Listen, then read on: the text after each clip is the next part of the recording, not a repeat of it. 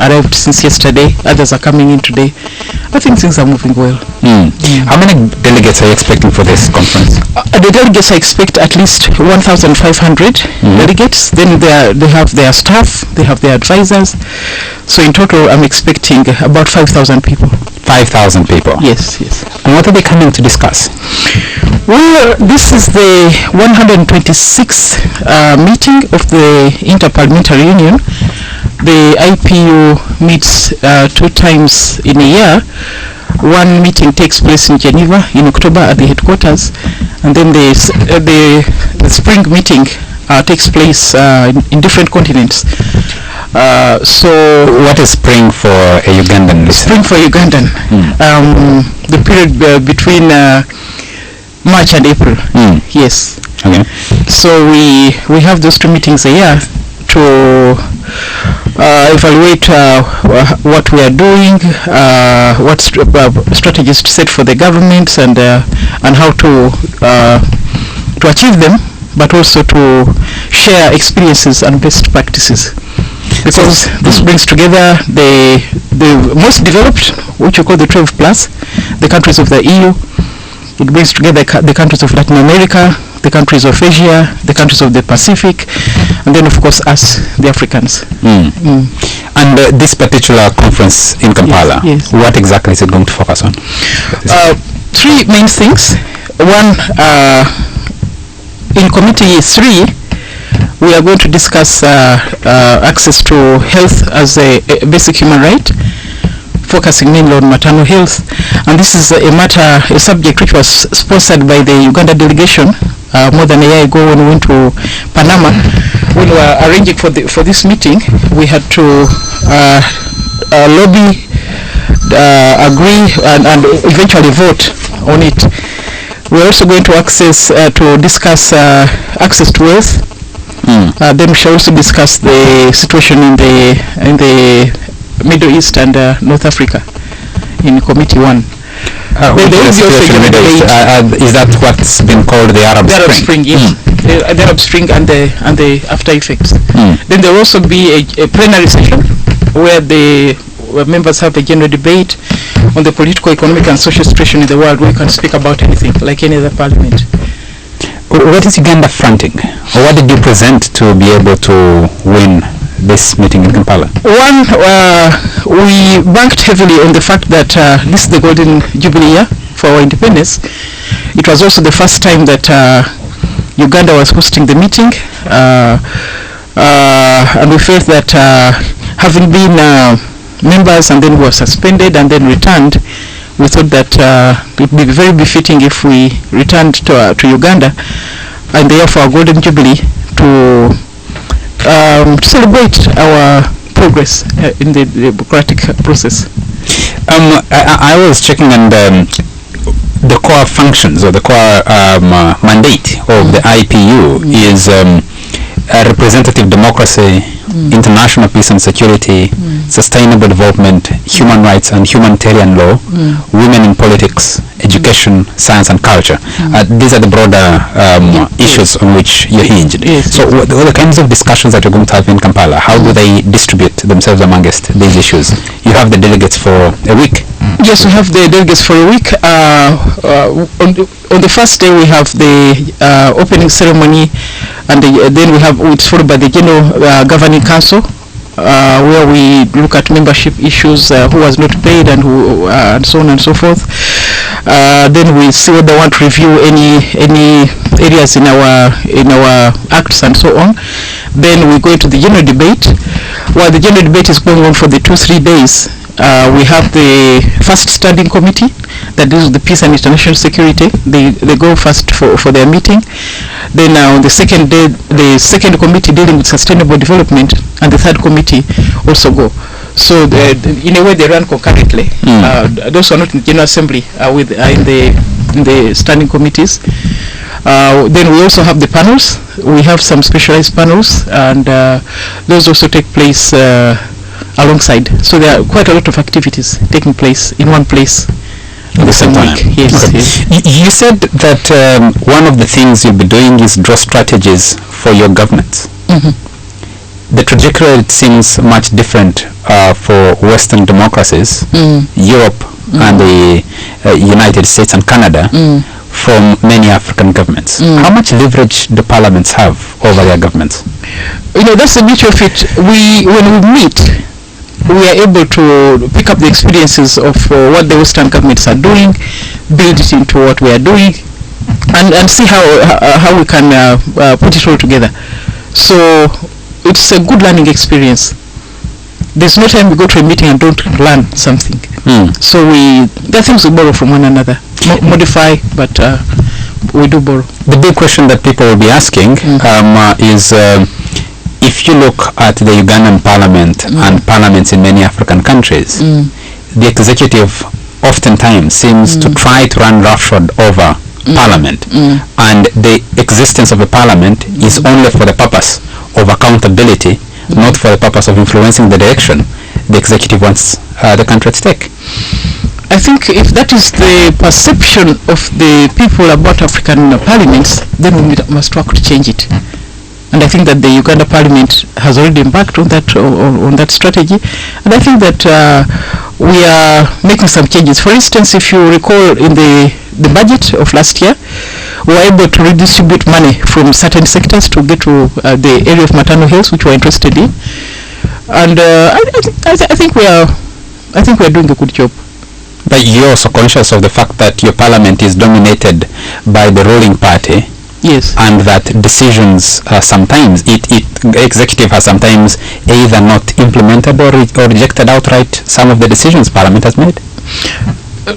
Yes, the Parliament of Uganda has a majority of the ruling party members, but in many ways I think that actually sometimes when we are debating on that floor, you may not be able to distinguish who is an NRM member and who is a member of the opposition, because when it's a matter of public interest, everybody focuses in the same direction, irrespective of parties. Is that about the leadership of Parliament or something else? Well, I don't want to blow my trumpet, but I think it helps if you are able to stand your ground. Then the members are also able to get courage to flex their muscles. And you think, as far as you're concerned, that the Ugandan Parliament is achieving in that direction? I think we made progress, really. I think we have. How much are we spending on this conference? Over 2 financial years, we are spending 30 billion, but it's not all about the conference. The way we arranged it is that we use the opportunity also to equip Parliament, so that in the next 5 years we don't buy motor vehicles, we don't buy computers, we don't buy photocopiers, we don't buy other equipment. So it was a strategy to equip Parliament but also achieve our goal of having the conference. Who's meeting the cost? The Parliament of Uganda. The Parliament of Uganda. Yes. So it's being drawn from the consolidated fund, from the Ugandan budget, to fund this conference. Is it worth the money? Yes, it's very much worth the money. Just as a very conservative estimate, if you just look at the issue of accommodation, all these delegates are going to pay for themselves, except the Secretary General and the staff of 100 people. But everybody else is going to pay for their accommodation. If they are to spend just $100 per night, just on accommodation, not even before you touch the food, each person will spend a minimum of $1,000 on accommodation alone. So multiply that by the number of delegates, by the advisors, by the staff. We are looking at at least $1 million coming into this country each day, just on accommodation. But you do have hotels where people pay $1,000 a night. You have those where they pay $500 a night. So it's good. Then the second thing is marketing the country. At the minimum, each delegation has at least 5 people. So that is 5 people who know about Uganda and have come to Uganda and will be able to say, I went to Uganda and I want to go back for this. Thirdly, we have encouraged them to spend time here. Easter, we have been marketing and saying, look, after the conference, just remain in Uganda for Easter.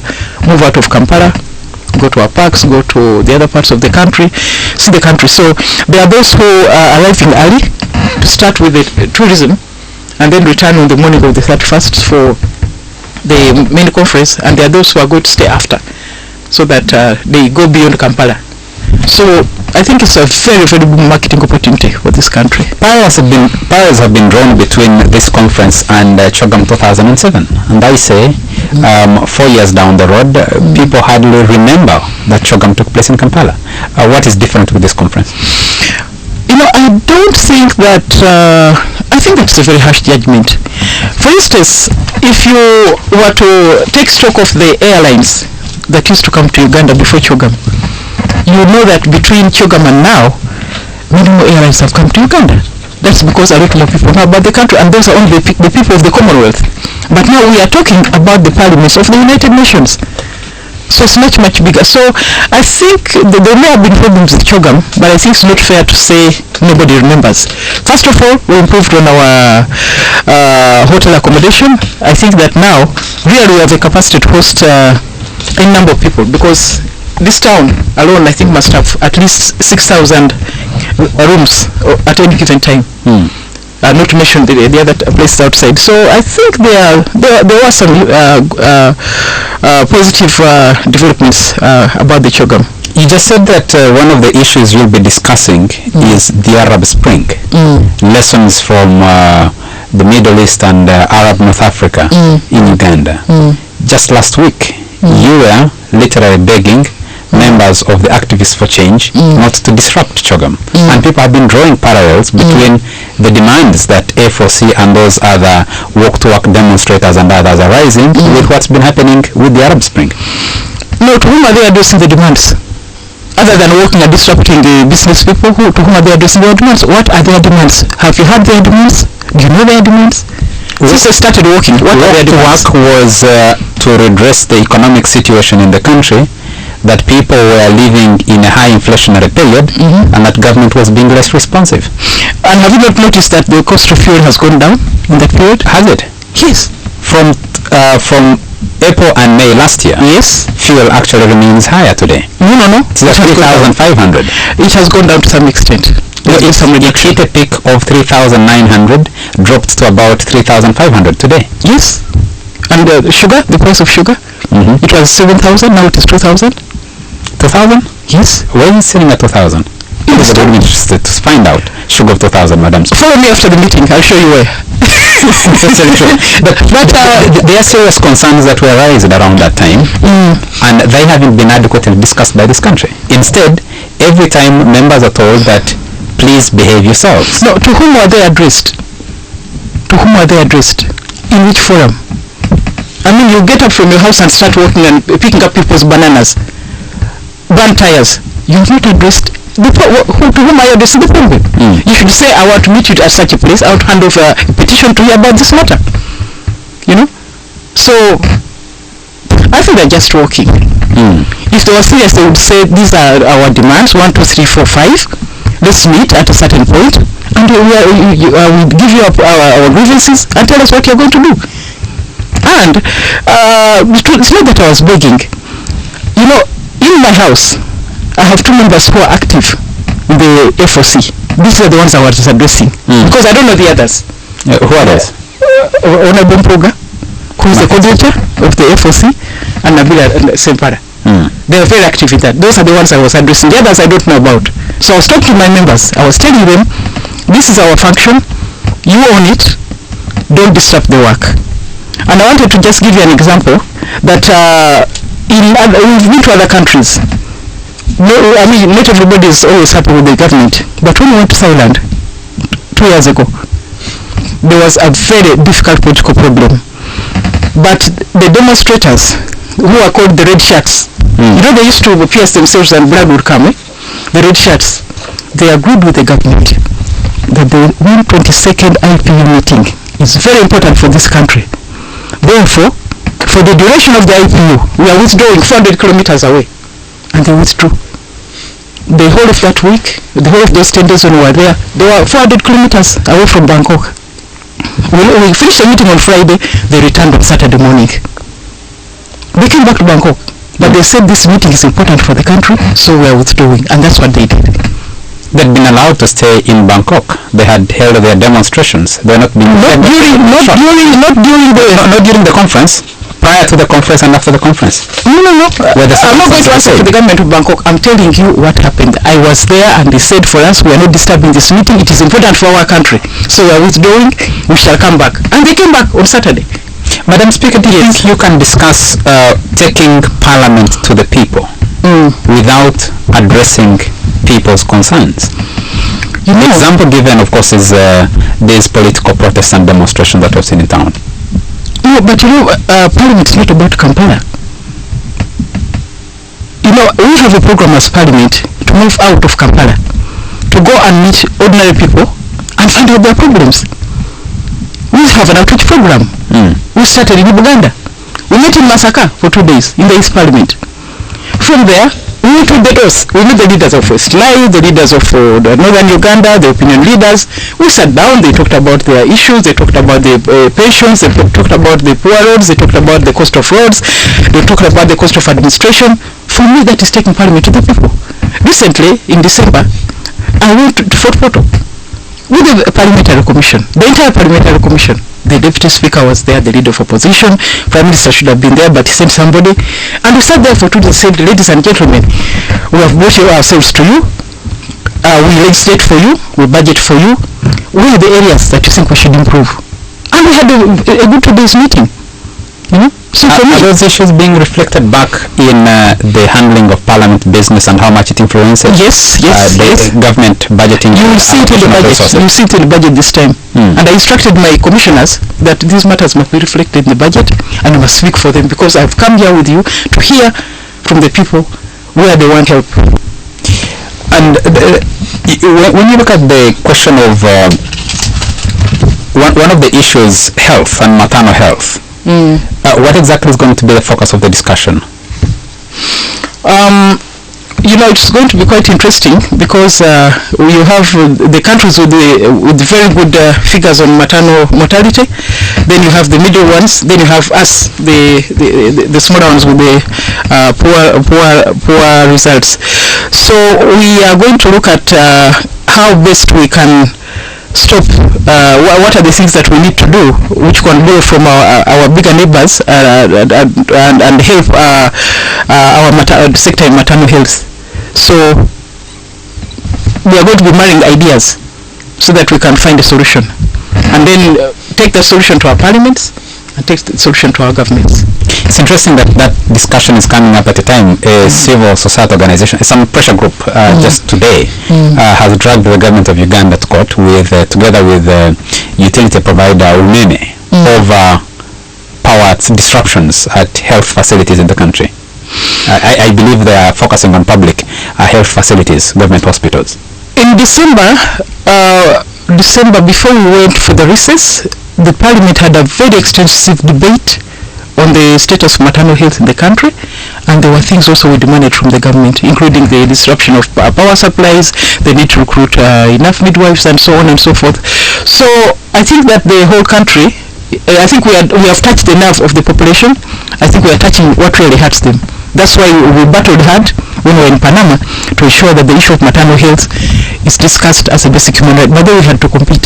The Pakistanis wanted to discuss something else, other people wanted to discuss something else. So I had to go and take the stand. I said no, but health is a human right. That's why I wanted to go to committee number 3.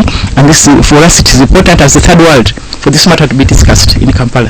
We need to take a commercial break, and when we return, we will continue the discussion. You can join us in this discussion by sending us messages via our Facebook wall or sending the SMSs on 6933. We'll be right back. It's live, it's hot, provocative, and digs deep into the issues. It's KFM's Hot Seat in association.